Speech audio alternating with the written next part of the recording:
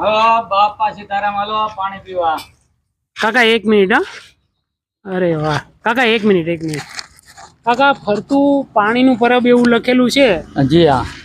હા, મને જે ઠેકાણે આ જે અમારી સંસ્થા છે ભૂખ્યાના ભોજન, ત્યાં હું આવ્યો તો મેં કીધું મને કાંઈક સેવા આપો. તો એણે મને લારી બનાવી આપી. આ ઉનાળો છે તો પાણીનું પરબ તમે હલાવો.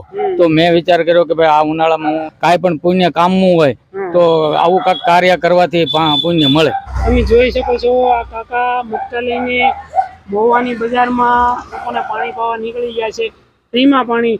અમે રૂપિયો લેવામાં અમને આશીર્વાદ ન મળે, એટલે અમારે આશીર્વાદ લેવા માટે અમે કાંઈક કરવું જરૂરી છે.